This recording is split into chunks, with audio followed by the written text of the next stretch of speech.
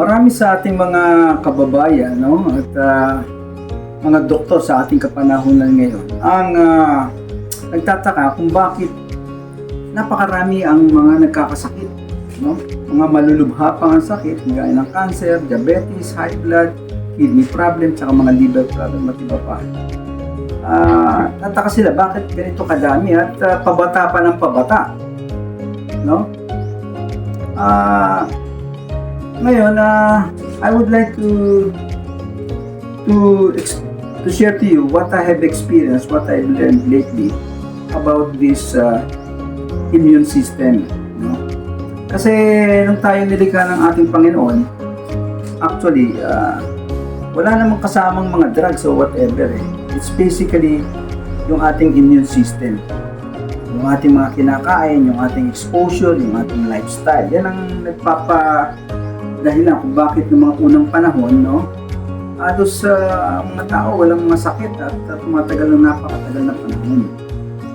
So, itong immune system na to, ito yung dapat binibigyan natin ng focus. But sad to say na marami ang hindi nakakalam kung ano itong immune system ito. So, allow me, I am Dr. Adolfo S. Inductivo. I am a civil engineer, I'm a scientist. I'm a member of the Filipino Inventor Society, and I was able to discover this Nutralife. No, it's a concoction of herbs and spices that can practically help cure the treat various sickness ng tao. Now, before anything else, I would like to show you how these things happen. No, and unless we understand how our immune system works, now we cannot really come out with a good solution to our health. Now allow me to explain to you what is this immune system all about. So when we talk of immune system, no, dalawang parte yan. Ang immune system natin, nandiyan dyan yung tinatawag kong soldier side. No? Soldier side at saka yung enemy side.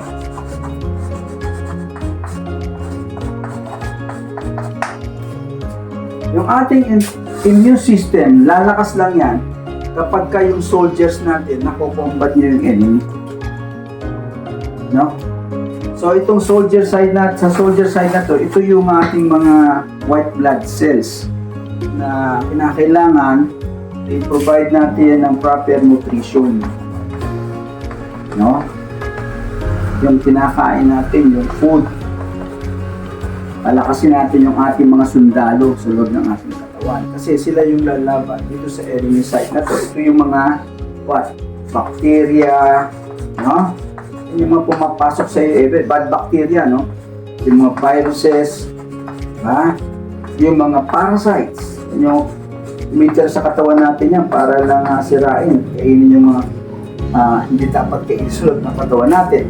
Yung tinatawag kong heavy metals na pumapasok sa atin, marami yan, no, sa mga kinakain natin. Tapos yun ding tinatawag kong free radicals. Itong mga free radicals nito, unstable electrons ito na nagiging resulta because of oxidation na nangyayari sa katawan natin dahil sa kulang tayo ng antioxidants. So because of these free radicals, unstable electron yan, no, sinisira niya ngayon yung mga cell niya.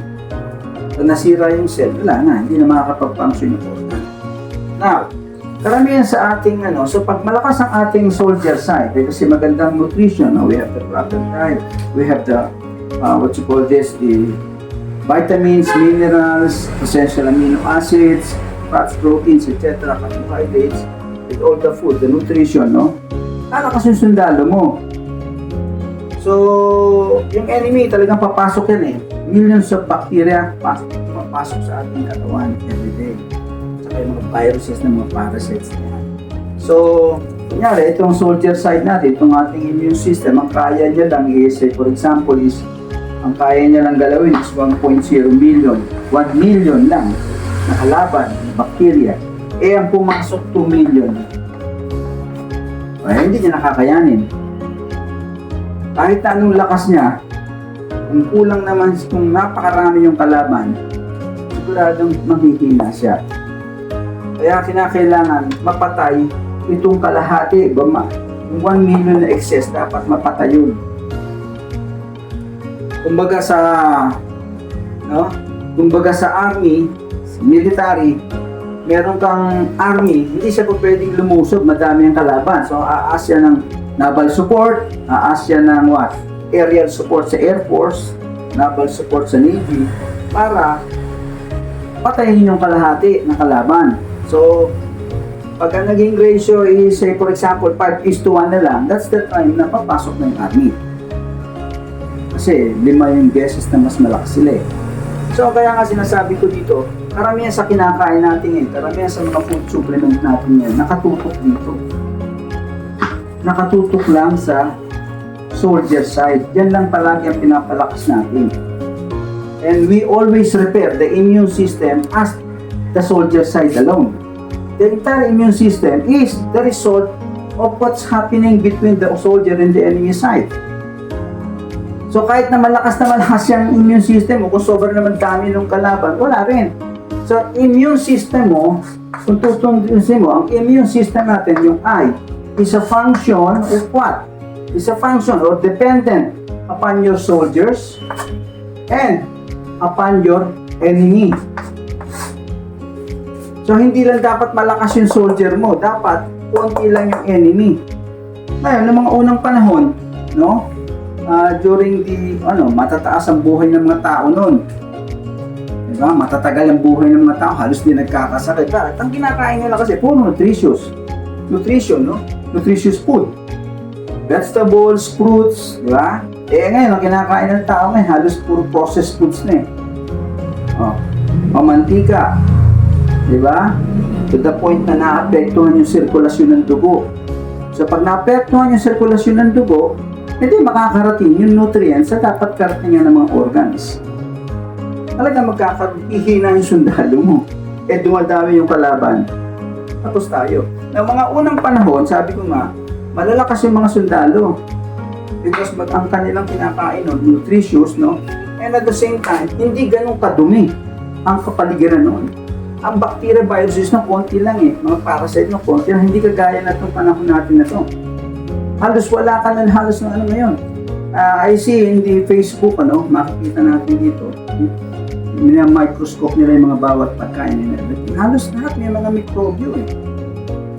May mga bacteria, may mga parasite. So, I cannot just imagine na talagang halos lahat na lang ng kinakain natin, tubig and everything, hangin and everything, puro may mga bacteria. Hindi ako magtataka kasi marami na ang tao. Okay? Marumi na ang mga proseso. Wala nang control sa ating mga ginagawa to the point na dumadami itong bacteria na to. Ang ating ilog, napakarumi. Diba? Kaya ngayon, pagka mataas magmataas ang iyong soldier side, di ba? Okay? Mababa ang iyong enemy, mataas ang immune system mo. Right? Kung mataas ang iyong soldier side, ang soldado mo, at mataas naman ang enemy, hindi mo masasabing mataas ang immune system. Now, pag ang nangyari, mataas ang enemy mo, enemy side, di ba? At yung ating soldier side mababa, isang katutak na mga sakit ang nadaraan sa atin. Sigurado. Kaya napakahalaga na hindi lang natin titingnan sa soldier side ang ating immune system, kundi sa enemy side as well. Sa ngayon, wala tayong pamatay nito. Kinakailangan makontrol natin ito. Okay? We must have a natural antibiotics na tinatawag natin. Kasi ang nangyayari ngayon, pag ito lumala na, dahil kasi nakakonsentrate tayo dito, lumala na dito sa enemy side, nagmamanifest na sa ating katawan yan. So eventually, ang ipoprovide sa iyo, antibiotics. Ba't kinakailangan hintayin mo pa yung kung makukontrol mo naman dito?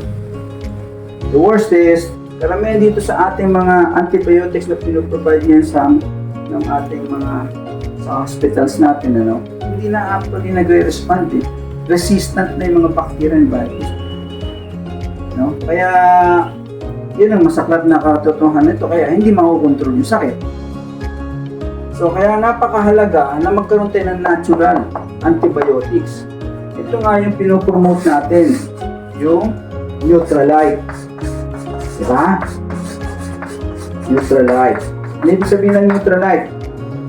Neutralize plus light. Ibig sabihin, dapat meron tayong kinakain na pagkain na neutralize ito para hindi tayo nagkakasakit. And at the same time, meron tayong kinakain na para naman palakasin ng ating mga soldiers.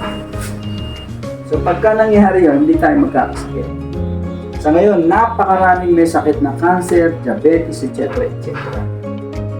Pumunta kayo sa Google, no? I-Google ninyo lahat ngayon ng mga sakit at tanungin ninyo sa Google kung anong bakterya ang nagkukos ng cancer, anong bakterya nagkukos ng diabetes, anong bakterya nagkukos ng prostate cancer, lahat ng klase ng sakit, tanungin nyo anong bakterya and viruses. Sasagutin niya puro bacteria viruses. Kaya sa akin, based on my studies, I can simply conclude na ang sakit ng tao sa panahon ngayon ay dala lamang ng bacteria, virus, fungi na hindi na natin makontrol sa dami. Pati heavy metals niya, napakarumi na ng dagat na isang kinakain natin, puno-puno ng heavy metals yan. Yung free radicals na yan, nagpuproduce ng ano kasi kulang tayo ng antioxidants. Ang Neutralite, napakataas ng antioxidants niya. These are herbs and spices kasi ito. Herbs and spices na with honey. Now, kung sinasabi sa studies, no, ang mga spices are 3,600% ang higher antioxidants than vegetables. It is also 2,300% higher antioxidants than fruits.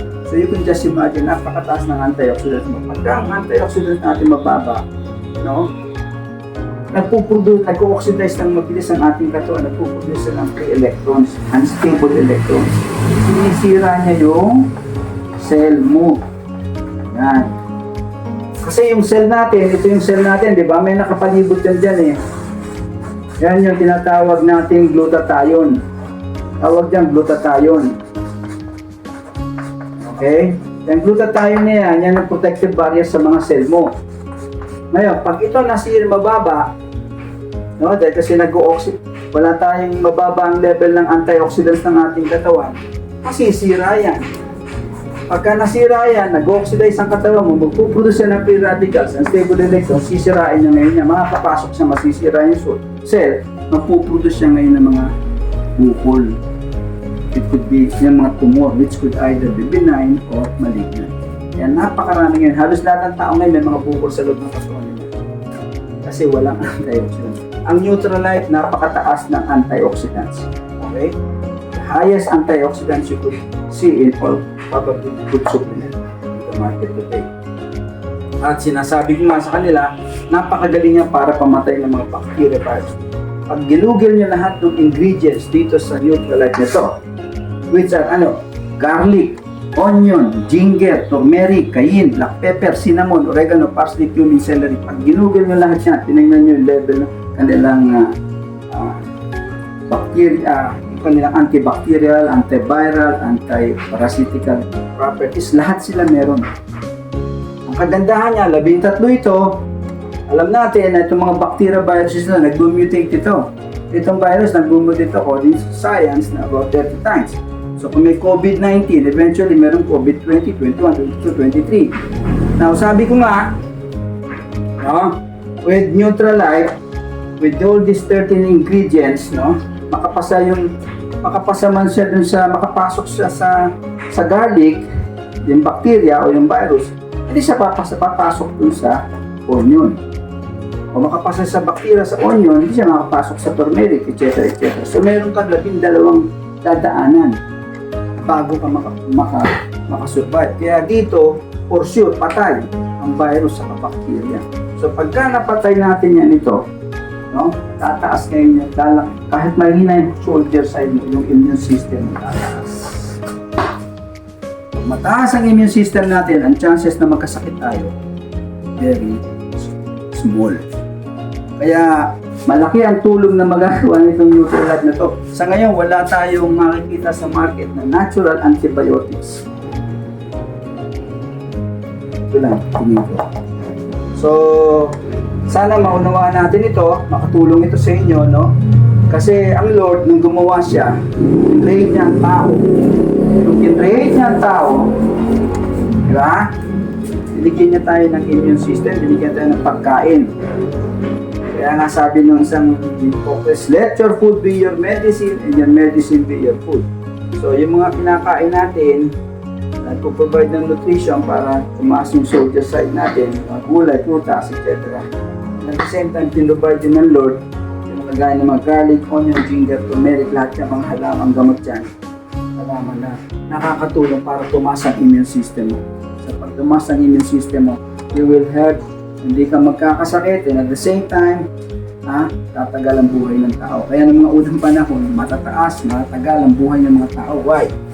Mahilig sila sa spices, herbs and spices. Ang mga hari ng mga panahon ng una, itong kanilang kinakain, plus honey. At yan, lahat na yan ay nasa Nutrilite. So, I encourage you to sa ngayon, itong itong Nutrilite na to ay aming gusto may palaganap sa buong Pilipinas para maraming